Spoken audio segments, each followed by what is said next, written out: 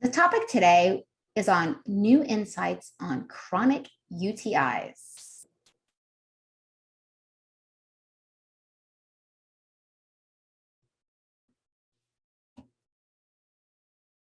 The topic I'm bringing to you today is something that is very near and dear to my heart. And this is because I personally have suffered with bladder pain syndrome and chronic UTIs myself. I'm going to talk to you about something that took me over 6 years of academics combined with my own healing experience, and now working with a countless number of my own clients who deal with similar issues as this. So who am I? I am the founder of an online health coaching practice called IC Healer. IC Healer is an organization that was created after my 10-year battle with IC and bladder pain syndrome. I was diagnosed around 2008, shortly after the birth of my first child, and there were not a lot of solutions offered to me conventionally besides medications, and I decided not to go in that direction. And my symptoms, unfortunately, continued to deteriorate. This battle is what pushed me to seek on my own what my root cause was by seeking alternative care and, of course, self-research. And through my journey, I was able to identify my root causes and how the condition started for me. And I also educated myself on the human body in that everything is interconnected. This experience is what inspired me to enroll in a doctorate program and obtain 3 nutrition and functional wellness certifications. And so what started off as my own struggles with my healing turned to a strong passion to find answers to help those struggling with the very same bladder condition that I am afflicted with. So let's first talk about some of the facts. What is a UTI? Most of you on here by now know what a UTI is, but the definition is a UTI is essentially an infection of the urinary system causing an inflammatory response. A UTI occurs when the normal bacterial population of the periurethral area are replaced by uropathogenic, which is basically pathogenic to the urinary system, bacteria, which can then lead to bacterial cystitis. Infrequently, this infection can transcend to the kidneys, and it can cause a kidney infection, which some of us listening may have experienced. The usual bacteria that are the offending bacteria include strains such as E. coli, staph, different types of staph, Klebsiella pneumonia, Proteus mirabilis, Enterococcus faecalis, and group B strep, among others. UTIs are very common. In fact, they're the most common infection that can affect up to 50% of women in their lifetime. Half of these women will experience a recurrence in 6 to 12 months, and usually within 3 months of the original infection. The incidence is more common in women than men by an 8-to-1 ratio. And there's also a growing problem of antimicrobial resistance, and that's making it even harder to treat and requiring the need for other solutions. So what is a chronic UTI or recurrent UTI considered? Well, a UTI is considered recurrent when it follows the complete resolution of a previous UTI. So usually there's a threshold of 3 UTIs in a 12-month period to signify a recurrent UTI. Now, a recurrent UTI can be considered either a reinfection or bacterial persistence. What's the difference? Well, the literature indicates that reinfection is the most common, and this is when you get infected with a different organism or the same organism in more than 2 weeks after treatment. In bacterial persistence, however, the same bacteria may be cultured in the urine 2 weeks after initiating the sensitive adjusted therapy. So basically, you go on an antibiotic, and then 2 weeks later, the same bacteria is present in your culture. So there's emerging evidence that the intestinal microbiota can provide a reservoir for UTIs in people who are susceptible. This is often seen in UTIs that are caused by E. coli, and in which over 60% of the recurrence is attributed to the original infecting strain. It's been found that these infecting E. coli strains can persist in the intestine after it was removed from the bladder, inferring that it's recolonizing the bladder. There's also evidence that the vagina serves as a reservoir as well for the infecting bacteria, making it a key anatomical site in the pathogenesis of UTI in women.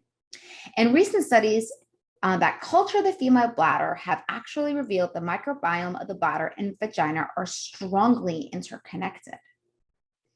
So there was a study by Stapleton in 2016 that indicated that the initial step of a UTI involves colonization of the vagina and the tissues surrounding the urethra from the intestines. So basically it's going from the intestines to the vagina and then to the bladder. So what they're theorized is this is followed by the movement of these uropathogens through the urethra to the bladder, and sometimes they can actually go into the kidneys as well. So the vaginal microbiome has been demonstrated to be altered at the time of UTI in women with the recurrent UTIs and following treatment of the infection. In fact, there's multiple culture-based studies show that women with recurrent UTI not only demonstrate increased E. coli, but also they see a depletion of the normal predominant hydrogen oxide producing bacteria, or they call it the good probiotics, lactobacillus. So you may have heard the lactobacillus strain is the one that's predominant in the vaginal tract. This suggests that the vaginal colonization with hydrogen peroxide producing lactobacillus may prevent bacterial colonization and UTI. So basically, what these studies are inferring is that if you have a good, healthy microflora of the vaginal tract with these hydrogen peroxide producing lactobacillus, it can prevent bacterial colonization and UTI. So now let's talk about the gut. 70% of the immune system is located in the gut. The human body has several mechanisms that participate in regulating your immune system, and that includes your innate immune system, adaptive immune system, and then immune inflammatory response and regulatory systems. Throughout the digestive system, we have these immune tissues known as gut-associated lymphoid tissue, also abbreviated as GALT, G-A-L-T, and mucosal-associated lymphoid tissue, abbreviated as MALT. So I'm going to call them GALT and MALT. And that accounts for 70% of our immune system that protects us from antigens and foreign invaders. This makes the intestinal epithelium a key contributor to our innate immune system. Our mucosal immunity in the intestine involves a network of different types of cells that work together to provide barriers against microbes to maintain homeostasis.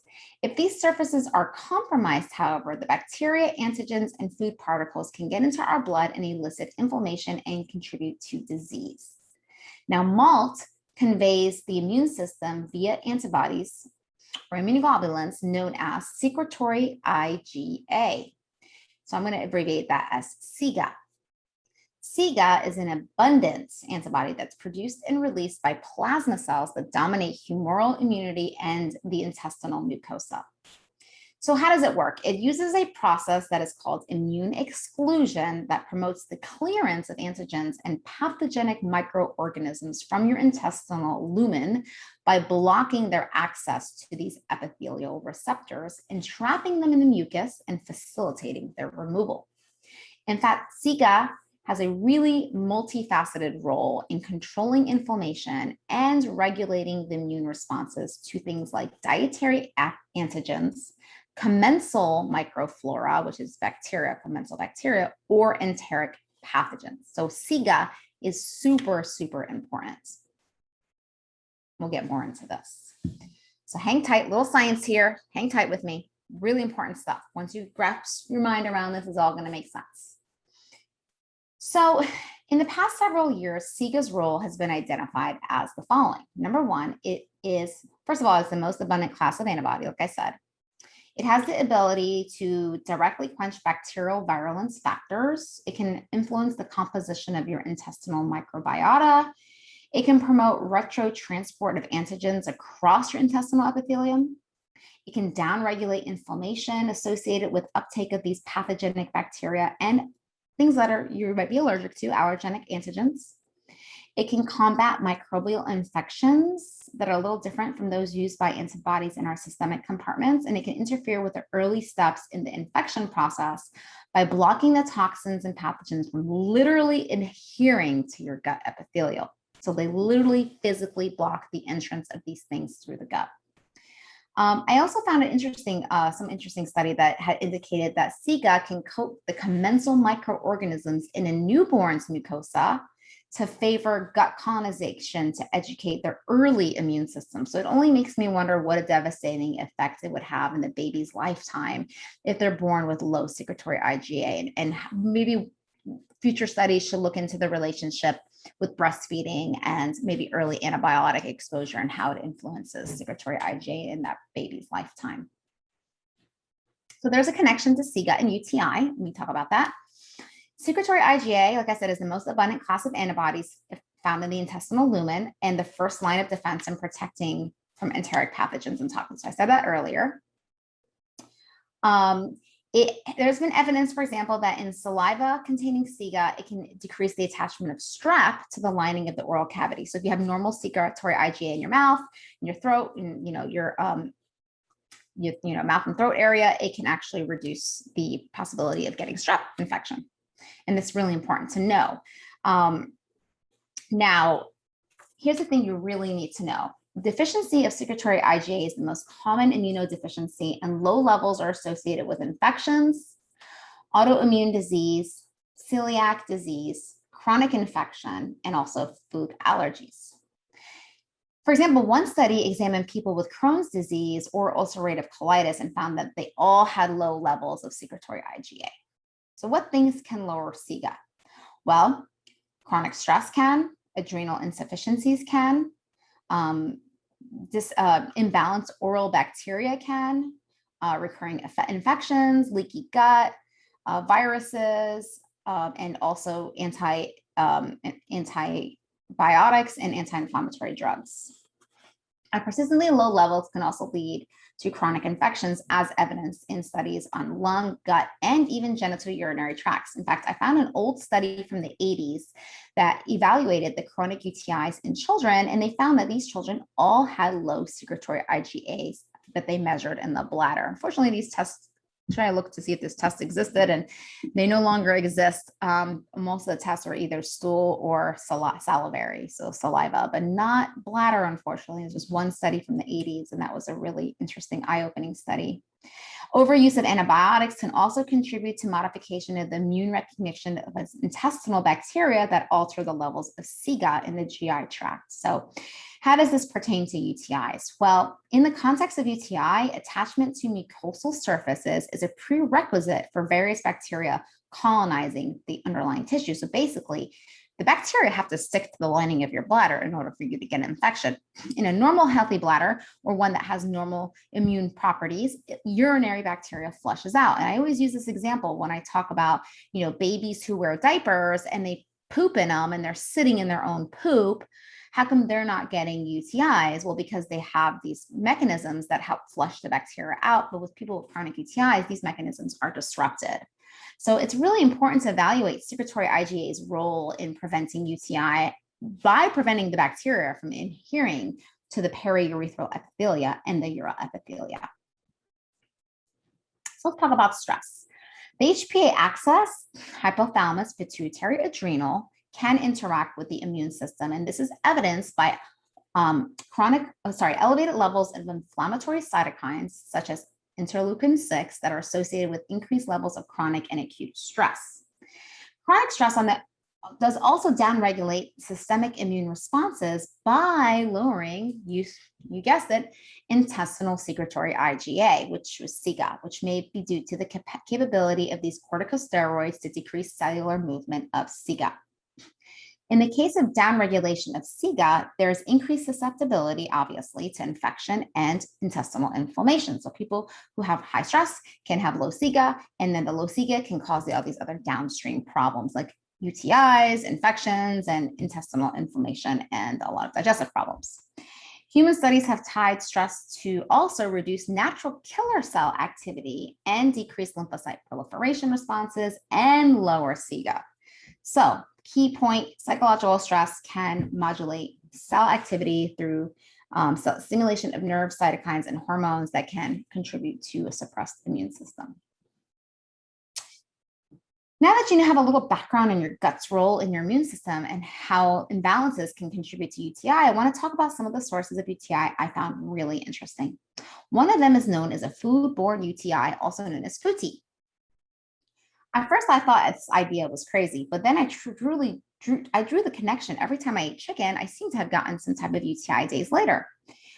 So antimicrobial resistant E. coli from contaminated food can transiently colonize the human GI tract and create a reservoir for subsequent infection. So let me translate that.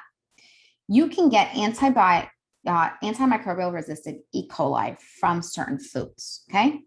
Now, you can go ahead and Google this yourself. I was shocked by the number of studies that linked UTIs to food. Really shocked and disappointed, to be honest with you.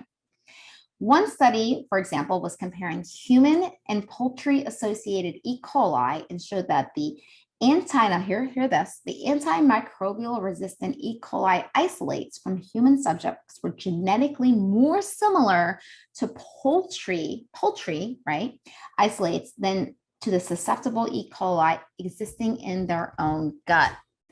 These studies suggest that handling of and ingestion of poultry was the primary source of resistant E. coli among human subjects. Now, in 2010, the National Antimicrobial Resistance Monitoring System reported that more than 75% of chicken and turkey, 59% of ground beef, and 40% of pork products tested in the US were contaminated with E. coli. And a large portion of them were foodborne E. coli. Large portion of these foodborne E. coli were multi-drug resistant. That's pretty huge. So this study here was conducted to determine whether meat and poultry consumption is associated with the development of antibiotic resistant UTIs. This was a case control study which was initiated when in which the dietary habits of women with multi-drug resistant UTIs were compared with women with antimicrobial susceptible UTIs. And in this study, they found that women with multi-drug resistant UTIs were 3.7 times more likely to report frequent consumption of chicken, while those with ampicillin or cephalosporin resistant infections were 3.2 times more likely to report pork consumption. So taken together, these studies reviewed provide compelling evidence that retail meat, especially poultry, serves as an important reservoir for human exposure to antibiotic-resistant E. coli that is causing the UTIs. So, key point, frequent chicken and pork consumption, especially conventional, was associated with community-acquired UTI by antimicrobial-resistant E. coli. So one of the things I tell my clients who have chronic UTIs is to do elimination diet for a few months, cut out, chicken, primarily chicken and pork and also turkey, and then reintroduce, but make sure you're getting things that are either from a local farmer that for sure are pasture raised and non-antibiotic injected. Now, there are some loopholes in the food industry when it comes to injection of chicken. And I do believe that the chicken do still get injected in the beginning of their, when they're born, but they're really not supposed to be injecting chicken legally after they're born. They're not supposed to be. I think there's that initial injection and that's it. So I don't really know where things are at today, but I do know that for me personally, I have less UTIs when I don't eat chicken or pork. I can still handle turkey. But chicken and pork seem to be big culprits for me personally.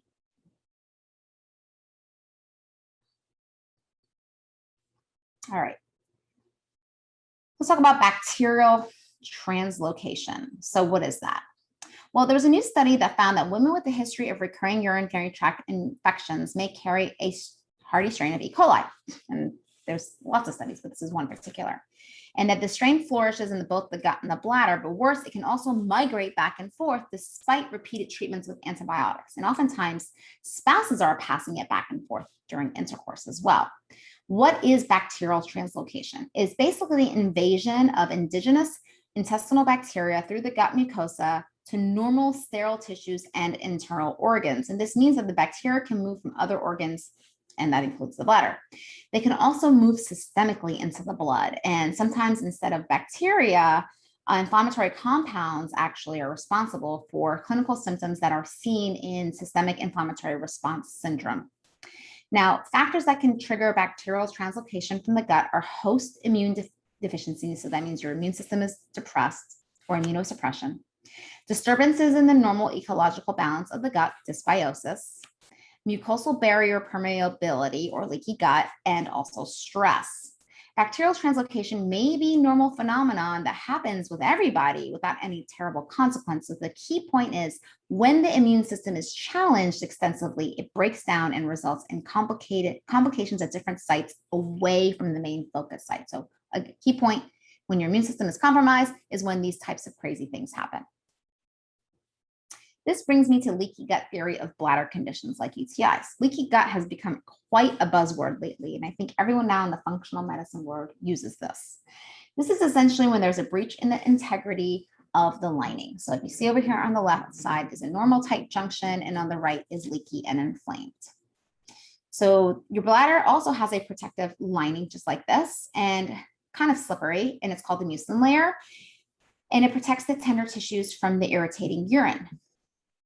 Now, these tight junctions are what holds the cells together to prevent the large molecules from passing through. And when their area is irritated or inflamed, they can loosen up like the right side over here, allowing larger molecules to pass through. And when these substances pass through, the intracellular junctions as seen by our immune system as foreign, okay, so these things passing through are seen as foreign by our immune system, and this stimulates an antibody response, like you see down here, okay? So make matters even worse, when this is damaged, this lining is damaged, larger particles are allowed to pass directly, and this also can trigger, so it can either be like junctions can be open or they can totally be damaged, okay? See here, it's damaged. And here the junctions are open. So either way, this means bacteria, fungus, and other toxic molecules as well as undigested molecules. So even the food you're eating can pass through and go directly and activate the antibody alarm system.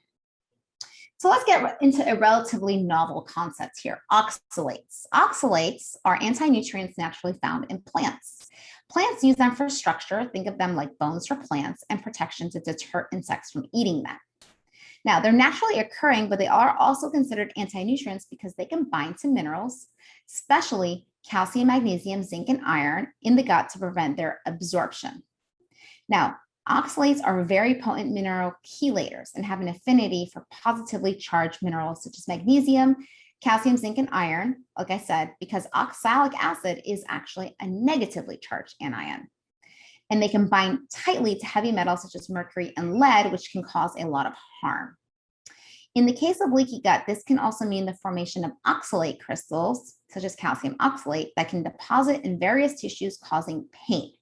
This can happen in any tissue and can cause tremendous pain, like I said. And now there is a strong association with oxalates and chronic UTIs. So where does oxalate come from? Well, there are three main sources. Number one are plant foods, and the highest concentration is found in spinach, beets, Swiss chard, sweet potatoes, turmeric, and nuts. Number two is microbes, such as mold yeast, that can produce oxalate both directly but also indirectly. And number three, endogenous production, which is the body producing oxalates during normal cellular metabolism. So what is hyperoxaluria? This is a condition of elevated oxalates. So now you know what they are. Let's talk about this. Hyperoxaluria can be due to endogenous, which means your body's producing it, or exogenous, meaning it's coming externally from probably your diet, and it's a leading cause of recurrent oxalate stone formation. Now, here's the problem. A lot of the issues in the studies that have been done on oxalate are on kidney stones. That's just the downfall of where the research is today.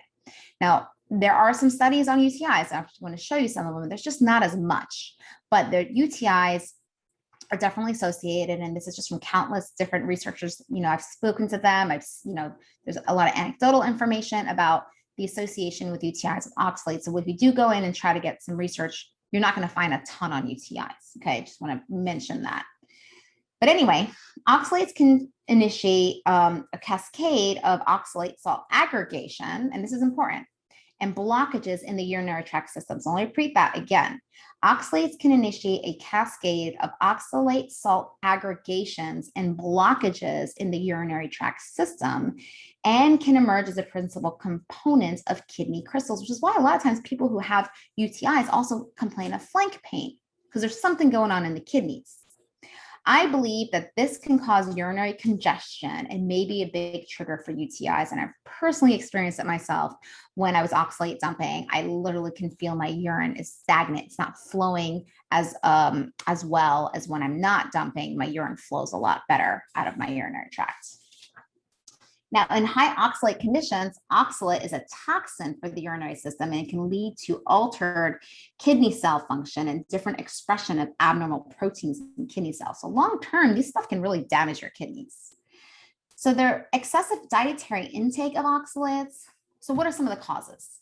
Well, too much oxalate in your diet, lack of oxalate metabolism ability, which there's reasons behind that. In your biochemistry, altered gut bacteria, nutrient deficiencies, fat malabsorption, and of course, genetic defects.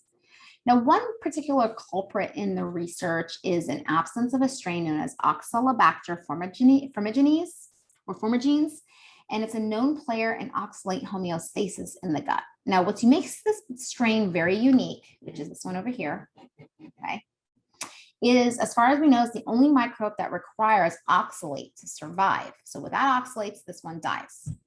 And its dependency on oxalate is why scientists call it an oxalate obligate. So there is in the literature, there is a direct link between lack of this bacteria and it as a major risk factor with calcium oxalate kidney stones, for example. But there's a catch. The problem really isn't about not having enough of this bacteria to degrade the oxalate, because the truth is this strain does not flourish well in a high oxalate environment either. It just likes a lower oxalate environment, even though it feeds off of it. So what we found, and I got this information from Susan Owens, who is the top researcher in oxalate research, and she's also the owner of the Chronic Low Oxalate Group. You can look that up on Facebook. There's an enzyme called oxalocoenzyme A decarboxylase, which is dependent on the nutrient thiamine, which is B1. And this plays an important role in the breakdown of highly toxic oxalate. So what's really happening here isn't just so much like you don't have enough the formigenes, because there's people who have lots of it and they still have oxalate issues. Why is that? There is actually a synergistic interaction of a high oxalate diet, imbalanced gut environments, and then micronutrient deficiencies. Some of them, of course, I just mentioned thiamine, B1, but there's also B6 and also riboflavin. And there's also an interesting correlation to overgrowth of other strains of bacteria that can degrade the oxalates as well. So there's this strange interaction. And then there's also the mold and the yeast that's contributing to the problem. The people who are having these issues have this perfect storm, can I say. I did find an interesting strain often seen in people who run the urinary test, the DNA type PCR testing in urine. One of them is called Microgen. They bring them to me and I see Enterococcus faecalis. And interestingly enough, Enterococcus is an oxalate degrading bacteria. And we often see this is a recurrent problem in recurring UTIs and often seen coexisting with E. coli. So keeping going, I know there's a lot of science here, just hang tight. This is really, really important stuff here. So this study was interesting, it's really very relevant to UTIs, and it found that E. coli were found in patients who had were identified to have calcium oxalate stone cultures. So what this study was saying is E. coli aggregates on and around calcium oxalate crystals. So when there's both calcium oxalate deposits and bacteria, calcium deposit number increased with gene transcription in the kidney of the inner stone core matrix proteins. Okay, so here's what you need to know. I think something the medical community is finally starting to understand, that the urine is not sterile. It does have its own microbiome, but there's this dysbiosis can occur just like it does in your gut. And this can be a result of oxalate. So oxalate may be creating dysbiosis. Calcium oxalate crystals have maybe a place for bacteria to foster. So these crystals actually have bacteria, and this could increase UTI risk. In support of this hypothesis, scientists have found that the human kidney stones do indeed have a microbiome, and there's these uropathic E. coli that aggregate around these calcium oxalate crystals, and this can increase the risk of not only UTIs, but also kidney infections, which I know I've had them both together at the same time when I was really struggling with oxalates. Now, Susan Owens, who's the founder of the Chronic Low Oxalate Group, is a pioneer in oxalate research, and she recently reported in some Chinese that she read in Chinese papers that she reviewed that the most largely represented among the oxalate degrading bacteria was in fact E. coli. And there was a record number of 252 species identified. 252, that's a lot. So interestingly, E. coli is also the most frequently reported urinary tract infection. So could there be a link to oxalates? I do believe there is. The urinary system is where oxalates can reach a critical concentration, and that may provoke kidney stones. In the E. coli, is the E. coli, so the question is the E. coli showing up there to protect us from oxalate in the urine?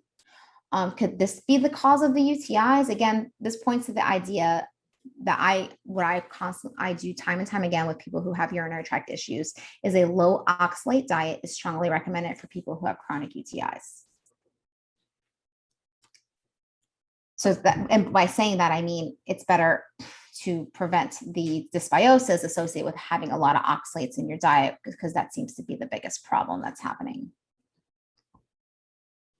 So this image discusses how this process happens step by step. I'm only going to run through it really quickly. It's kind of complicated, but it's from a study I was reading. It was really interesting. The first step is bacterial communities form a biofilm. Then the second step is biofilm results in this crystal aggregation. Okay, then the third step is the bacterial enzymes split the citrate and results in increased calcium oxalate supersaturation. Then the fourth step is bacteria bind to the urothelium. And finally, this leads to secretion of inflammatory mediators. Okay, so this diagram was really informative. I also seen correlations with urine DNA testing and gut sequencing. And here's my side to side.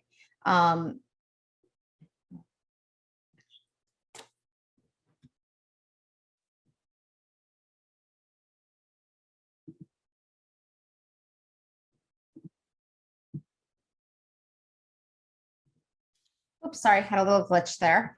So anyway, here's a side-by-side comparison of somebody who has elevated enterococcus and staph in the gut, and then also showing up in the bladder. So that can give you an indication of that there truly is a correlation to the gut and that whole process of how it can be the reservoir for UTIs.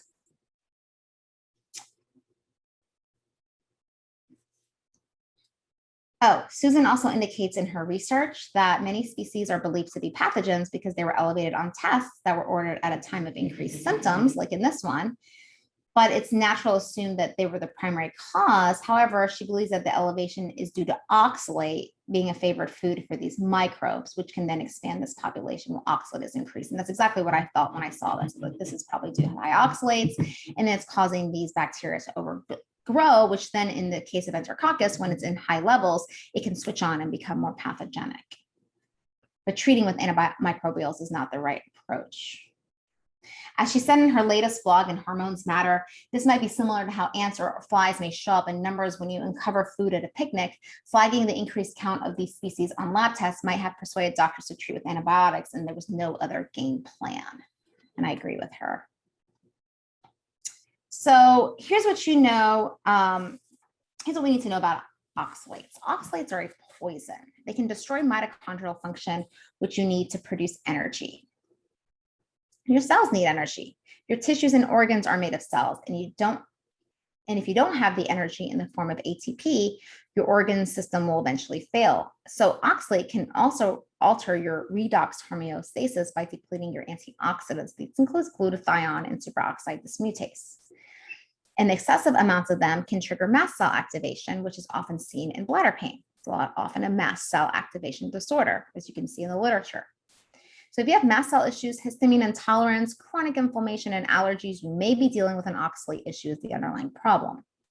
Now, oxalates can also mechanically shred surrounding tissue and drive further dysfunction. They have jagged edges and literally damage the tissue. And this is where, when I'm dumping, I can see some blood coming out of the urinary tract because it's literally shredding the urinary tract. Could you imagine little pieces of glass passing through?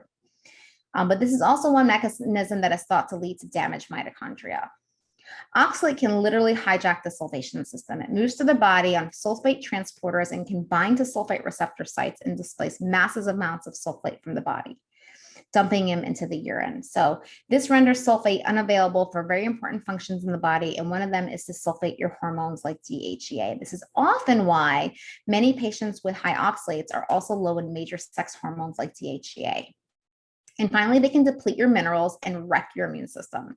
And they can activate in the inflammasome, which can then create a lot of inflammation in the body. So you can see oxalates are very detrimental to the body. What are the conventional treatments for UTI? Well, there are not many. Antibiotics, bladder installations, cranberry juice, and various over-the-counter supplements like Eucora that never just worked for me. I'm gonna be honest, they never worked for me. So I'm going to talk to you about alternative therapies for chronic UTIs that address the root cause that I discussed earlier in a little bit. And this slide just demonstrates that healing is a multi-pronged approach. There are many different reasons why someone who's lost balance can find themselves in a chronic infective state. So it doesn't require other things, other modalities, such as addressing structural abnormalities, such as pelvic floor dysfunction that can contribute to urinary retention. This alone can contribute to UTIs when their urine has a higher composition of uropathogenic bacteria. So I recommend everyone who struggles with chronic UTIs to get evaluated by a physical therapist who specializes in pelvic floor therapy. Other things you can do include addressing the biochemical imbalances, stress management, diet and exercise, addressing digestive insufficiency, chiropractic, FSM, PEMF, acupuncture, detoxification, and sauna therapies like ionic foot baths and ozone therapy, which I'll talk about in a bit. And I want to address a bit about your biochemical imbalances. Lab testing are a great tool we often use to peek inside your biochemistry. I do this with hair tissue mineral analysis and organic acid testing, and you can also gain insight from blood chem and micronutrient testing. Nutrients are important for energy production via your mitochondria, but also for blood sugar regulation, immune system, and also for your body to handle oxalates. Of course, it's important to evaluate your gut function too if you have dysbiosis or any infections or parasites, but the OAT testing is a great tool for that. There's also stool testing people ask me about. I'm not a huge fan of them overall, but if I'm going to run one, this is the one I'm going to do. This is Microbiome Labs BiomeFX. It's a functional microbiome analysis that measures the balance of pathogens, which are harmful microbes, and beneficial microbes that make up your microbiome and how your microbiome compares to US healthy population. It also reports the potential function of the microbes to better understand how your microbiome can be impacting your symptoms and your health concerns. With each of the findings, you are given some nutritional, lifestyle, and supplement recommendations that you can immediately implement to improve the balance of your microbes and your microbiome. Now, the reason I like this test over the other is it uses whole genome sequencing and is the most accurate technology to date to measure microbes and 20 plus functions from a single stool sample. So with this information, you'll have a better understanding of your microbiome and how it might be impacting your symptoms and how to improve the balance of your microbes to optimize health and wellness. Probiotics are also a really hot topic. As I discussed earlier, much of the problem lies in the vaginal microbiome. There's evidence that probiotics have the ability to manipulate the microbiome in positive ways. For example, the strain L. plantarum has been shown to boost IgA antibody in children, for example, in studies, and can trigger immune exclusion and elimination of bacterial pathogens. L. rhamnosus and L. fermentis are able to regulate vaginal flora and may be effective on recurrent UTIs. A meta-analysis on application of lactobacillus demonstrated that L. crispatus, L. rhamnosus, and L. fermentum were the most effective against recurrent UTI. Now, there was a very interesting study by Stapleton in 2016 that conducted a randomized double-blind placebo-controlled phase 2 trial of this probiotic insert called Lactin V, which was the L. crispatus, which is this strain right here, and only that one. And women who received this achieved a high level of L. crispatus vaginal colonization throughout the course of the study, and also had a reduction in recurrent UTIs. Now, I try to look to see if this insert was available, and to date, I don't think it is, but there are some vaginal probiotic over the counter on Amazon that you can look into that also contains this strain amongst some of these other ones. And also then finally, when I scroll down here to Bacillus subtilis, and this is a relatively new category of probiotics. They're known as spore-based probiotics. And studies have demonstrated that the bacillus can facilitate the production of improved SIGA, which I talked about earlier, response, strengthening the adaptive immune system and facilitating the development of the gut-associated lymphoid tissue, the GALT, and pre-immune antibodies. Now, bacillus, interestingly, can also secrete vitamins and facilitate expression of genes that regulate cell-to-cell signaling and cell adhesion and differentiation. So there are no true UTI studies yet on these probiotics. However, I did work on a review paper in my doctorate, and I am working to set up a few case studies and hopefully a clinical trial one day to investigate the effectiveness of these probiotics on recurrent UTIs. Now, according to Susan Owens, this is really interesting. The Chinese study that she was referring to found that there's 78 species of lactobacillus and 30 bifidobacteria that possess this oxalo-CoA carboxylates that degrade oxalate. Okay, so 70 and 30, that's a lot. These two types of bacteria are included in most probiotics, and the one that I really like is Visbiome, Visbiome. That's the one I like the most. And now we know why this sort of probiotic has been so helpful for so many centuries. But see, our ancestors began to use yogurt and kefir and had no idea that they'd actually be degrading oxalates. So, but the only question I have is, were these people routinely juicing Swiss chard and celery? I don't think they were. But anyway, there's an article on kefir that actually helped identify that the bacteria could degrade oxalates, and these include Acetobacter and Pseudomonas, as well as lactobacillus and bifidobacteria. And that's this article here. So as I promised, let's talk about some of the therapies for UTI. Some of the links to these products will be on my website. For the microbiome products, you'll be asked to enter your email, and when you enroll, you'll you'll receive access to the patient direct and also receive dosing instructions on how to use the product. So not all probiotics are equal. For a probiotic to perform its function, it must naturally survive the stomach acid's harsh environment and arrive in the intestines alive. Many people who are starting to move to these soil-based organisms, which is what megaspore is. And this comes from the idea that our ancestors were so close to nature, they were in contact with bacteria that resided in dirt, which may be indicated in human health. But the issue is inability to colonize the gut with probiotics. So only a few strains are able to survive the harsh pH, and most over-the-counter SBOs are a blend of some effective and ineffective strains. So in order for a probiotic to be effective, you need to select strains that can actually colonize the gut. Exposure is also, now don't get me wrong, if you take a probiotic like Visbiome, the exposure is still beneficial because it can upregulate your immune system. We know that for sure, but they're not colonizing, they're not living there. So this is where these probiotics are really popular. Now, I would want to mention, if you have SIBO, which is SIBO, or Crohn's or IBD, be careful with the traditional probiotics like the lactobacillus, because, for example, with SIBO, it can really upregulate processes that are going to make you feel really bad and can actually be dangerous. So that's why we kind of recommend these strains before you go there. It's always good to start with this because this actually creates a good foundation in your gut. Also, people with Crohn's disease tend to have an overabundance of Lactobacillus acidophilus. So if you have Crohn's or you're taking a lot of this, you might be increasing your risk of Crohn's and IBD with the conventional ones. This is where these fit in beautifully because they don't exacerbate SIBO or other conditions like that. And finally, soil-based probiotics are tolerated with people who have histamine intolerance. And when they ferment, they can produce interesting isoflavones and vitamin K2, methylate Bs, and CoQ10, among others. So here's my next favorite supplement. When an antigen enters the body, it elicits an immune response from the innate and adaptive branches of the immune system.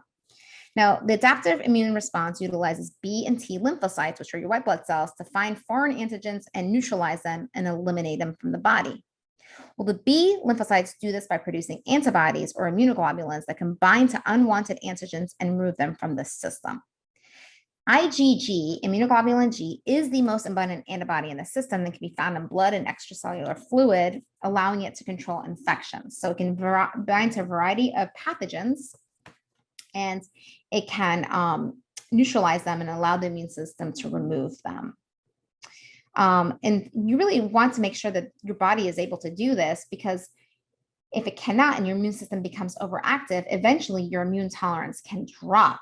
And when that happens, then you lost the checks and balances. And this is often seen when people come to me and they have a bunch of infections and chronic UTIs and tons of food intolerances. And that's one of the ways to tell somebody has a weakened gut immunity is when they have a food sensitivity test and they're like got, 20 foods that are flagged as high. So these are SBIs, and they're like mega IgG. Well, SBIs like mega IgG 2000 have been shown to bind to microbes and toxins and enhance microbial balance and facilitate gut barrier strength. And there's a lot of positive outcomes, for example, in inflammatory imbalance and gut barrier function, and also improving immune cell count. Moving on. Silver. I truly love silver. It's been a lifesaver for me, and this is something that I use on a regular basis. I use it when I have a first sign of a cold. I use it before and after intercourse to prevent UTI, and I also use it when I already have a UTI to increase the effectiveness of treatments. The problem is not all silver products are equal. I fell into the structured silver because it is a second generation colloidal silver that is magnetically and electrically structured. So by doing so, it produces this bonding of water and silver in a way that forms crystalline structures of silver and water. And through this process, it can destroy better and faster than all other forms of silver. Here's some things about silver you should know. According to an article in Medical News Today, new research shows that low doses of silver can massively boost the effectiveness of antibiotics or on bacteria, making them 1,000 times more sensitive to the drugs. It actually gives hope. Researchers hope that this discovery will give life to old antibiotics, include those that microbes have become resistant to. Jim Collins, which is a pioneer of synthetic biology and core faculty member at the Wyss Institute, said that silver could play a really valuable role as an adjunct to current antibiotics. In fact, the adding of silver also increased the effectiveness of vancomycin, which is often used at killing gram-positive bacteria like staph and strep, and also gram-negative bacteria that can cause food poisoning. And they also found that silver compounds make bacteria produce more reactive oxygen species as well as part of their metabolism. So even small doses can make E. coli 10 to 1,000 times more sensitive to various antibiotics. And one study conducted on mice said that they found silver made a urinary tract infection of E. coli that was resistant to tetracycline succumb to the antibiotic. So I use it orally with the liquid that you have here on the left. And then on the right, I use the silver gel, put it on a tampon before intercourse to help prevent the contamination during intercourse, which can be used as preventative. So you take the silver gel, put it on a tampon, insert it about 5 or 10 minutes before intercourse, and it kind of tends to do a little prevention here. You can find silver on my website, and please use the code VPAC for a $5 off coupon. The next product I really like is D-mannose, and for those with chronic E. coli, this one can really save your life. It's similar to glucose in structure, and it's naturally occurring sugar that's found in a number of fruits, including apples, blueberries, and cranberries. It's really this sugar that in cranberry juice that makes it so effective for UTI, and it's much easier to take this than it is to drink cranberry juice, in my opinion. Cranberry juice actually bothers me, so I really like this product better. Now, how does it work? D-mannose attaches to E. coli, causing them to stick to each other and prevent them from sticking to the walls of the urinary tract. Therefore, the bacteria can then easily be eliminated during urination. Now, in large quantities, it doesn't have any adverse effects and it cannot be metabolized the way sugar can, so it's safe for diabetics and children and the elderly. And you can see symptom relief as quickly as 48 hours. You can take D-mannose during a time you feel you're most prone to UTIs, like before and after intercourse, or prolonged antibiotic treatment, and it can prevent a UTI from ever developing in the first place. The typical dose is 500 milligrams in capsule or powder taken in glass every 2 to 3 hours for 5 days. It's good practice to continue taking it even after symptoms have diminished to ensure complete elimination of the bacteria. Now, the D-mannose that I'm recommending is the one from West Coast Mint. They have the only D-mannose supplement for urinary tract support on the market that's sourced from the US, which previously it was from Europe, but they changed it. And now the same company that was sourcing from Europe opened in the US. So now they're sourcing it from the US. Now, the reason why this is high quality is because this is the one that's recommended for congenital disorder of glycosylation, and it's approved by specialists. And so this high quality should be a factor to take into consideration. See, the ones you buy on Amazon or other places are sourced from China. And so even though the label may indicate made in the USA, that's just the packaging in the USA. The actual D-mannose is made in China. So made in the USA is a strong reason why I'm using and recommending this product. And finally, don't forget your diet can improve your microbiome. The more diverse your diet, the more diverse your microbiome. Increasing the diversity of your food by trying new foods like cruciferous veggies and leafy greens, because the prebiotics feed your good bacteria, which you want to encourage the growth. And of course, keep in mind, stay light on the high oxalate veggies and stick to the low oxalate ones. For example, visit a different ethnic store and try some new foods your body has never been exposed to. Prebiotics are fermentable and digestible carbohydrates your bacteria use.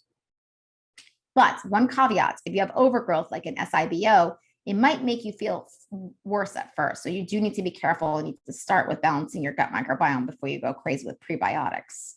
With SIBO, you may want to go on and off prebiotics and maybe consider some intermittent fasting. There's one strain called Akkermansia, which responds very well to prebiotics.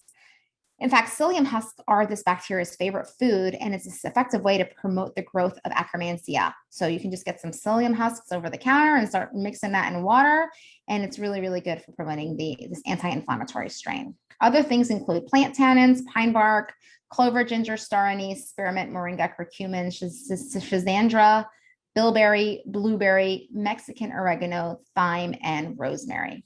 Also consider flaxseed meal, psyllium, like I said, and hard fruit skins.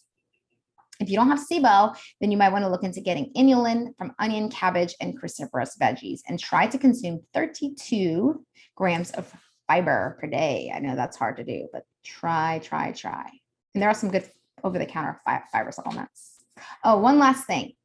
Be very careful with foods that have pesticides and choose organic when possible. Glyphosate, aka Roundup, and weed killers are found on non-organic food and have a huge impact on your microbiome. Also,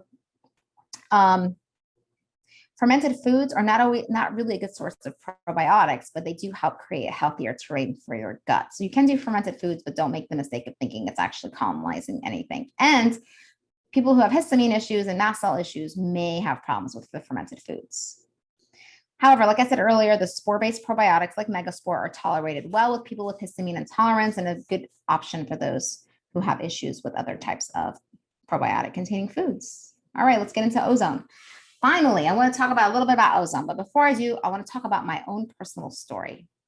I started having UTIs about 7 years ago. It almost came on suddenly, but now looking back, it started after I took all my amalgams out of my teeth. I have a theory why, but I'm not going to get into this right now. Well, anyway, I got desperate and I started getting these UTIs almost every month.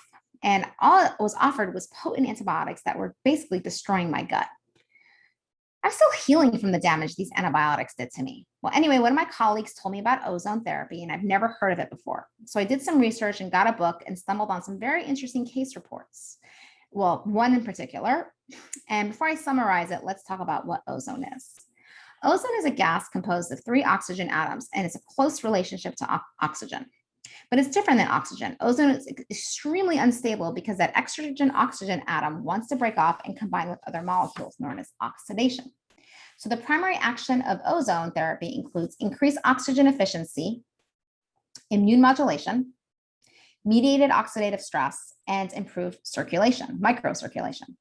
People who use ozone often report increased energy, cognitive function, endurance, and decreased pain.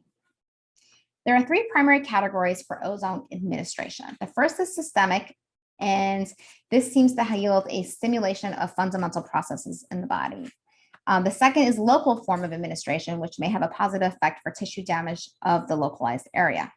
Now, keep in mind, ozone therapy treats a lot, but cures nothing.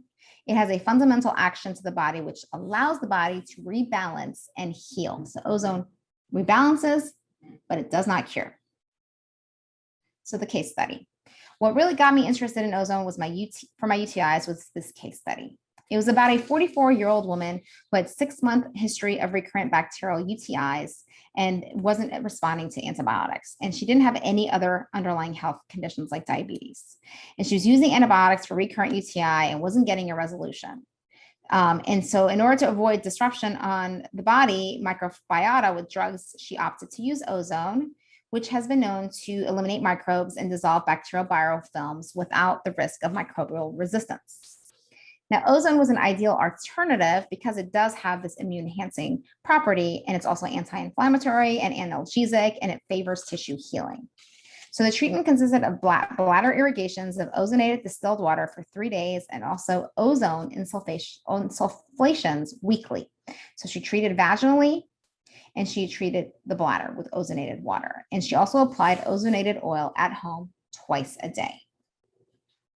The regimen was done for 15 weeks, and she started on weekly treatments of major autohemotherapy. And in case you don't know what that is, that involves removing a certain amount of blood, ozonating it, and then adding it back under gravity.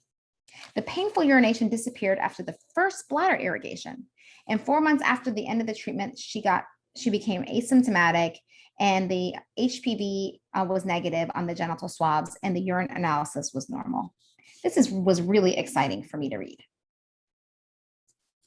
To summarize the results of the case study, ozone's mechanisms that help this woman overcome her UTIs include bactericidal, supporting the immune system, promoting quenching inflammation, modulating pain, and helping normalize the antioxidant system. It was enough for me to give it a try, and I did. So as I mentioned earlier, there's an inflammatory and infection component to this, but ozone has been demonstrated to help treat acute bacterial infections, as this case report showed. Infectious origins may include gram-positive and gram-negative, such as Proteus, Klebsiella, Citrobacter, Enterobacter, Pseudomonas, Enterococcus, and Staphylococcus, and Group B strep. The ones I was personally dealing with were Group B, E. coli, and Enterococcus, and they were just kind of flipping around. If you want to learn more about ozone, I strongly recommend the book by Dr. Schallenberger, The Ozone Miracle. It's really what sold me to the idea of trying ozone. Ozone increases the amount of oxygen in the body, which may help the body heal itself. It does this by the following mechanisms. It can reduce the clogging of blood cells. It can detoxify the liver. It can improve circulation and oxygen supply. It can kill viruses, bacteria, and fungus. It can improve the activity of white blood cells. It can improve the metabolism of cells and slow the aging process. Ozone gas can be very helpful for biofilm infections associated with chronic UTIs. Now, this is often termed embedded infections in a lot of the Facebook groups about the chronic UTI issue, or even I see they call it the embedded infection theory. Well, ozone is thought to quickly cut through and destroy biofilms. And according to a study in 2018, this is the property of ozone that suggests the activity by ozone against resilient biofilm established microbial communities in situations where antibiotics fail. And this is great news for people who've been dealing with stubborn UTIs and biofilm infections. Almost there. A couple more slides. One mechanism of action involved in ozone therapy includes inducing a mild oxidative stress. This study here is basically saying that ozone is not directly killing the bacteria or viruses as it was previously believed. And according to this study, what is believed is ozone can act as a supportive therapy in infectious diseases and may really work well when combined with other therapies, such as antibiotics or other therapies addressed at eliminating infections. Now, I know this is contrary to the results of the case study I mentioned earlier, and perhaps that person's an outlier. I just don't think we have enough studies to really understand the nature of what's going on. And that's really what science is all about, right? We do need more studies and more research to really understand the mechanisms of ozone. But my anecdotal and personal experience has been that it's really promoted tissue healing of my urethra. But standalone, I don't think I found it to be effective against an active UTI. Now, it can be preventative, but I haven't noticed that if I have a UTI, doing ozone eliminates it. I just haven't experienced that, but maybe others have. So everyone's body is different in how they respond. So that could be the case with ozone as well. All right, almost done, guys. This study was really interesting in regards to ozone's mechanism on gut dysbiosis. Remember, I said dysbiosis is imbalanced bacteria. Well, a functional intestinal flora is important for you to be healthy. Dysbiosis is caused when there's an alteration of your mucosa and modification of the bacteria flora residing in the intestines. So often we see symptoms such as poor digestion, swelling, constipation, mucus, mood changes, sleep disturbances, vaginal candidiasis, so basically vaginal candida, issues with cycle irregularity, bad breath, halitosis, headaches, and allergies. So to summarize this study, it confirmed the treatment with ozonized, sorry, it's been a long presentation, ozonated water with rectal insufflation of oxygen and ozone mixture can be very promising when we encounter dysbiosis in the modern world. So to summarize, this study is basically saying that if you do ozonated water with rectal insufflations, so you can drink the water, right? And you can inject the gas into the rectal area, it can be a promising therapy. And you can easily do this at home. This is something you can literally do at home. And then the real quick here, I just wanted to point out, this was interesting. It showed that ozone can inactivate E. coli and enterococcus through these various mechanisms here that I'm not going to get into because it's way too much science for this. But I just wanted to point that out because I was on a mission.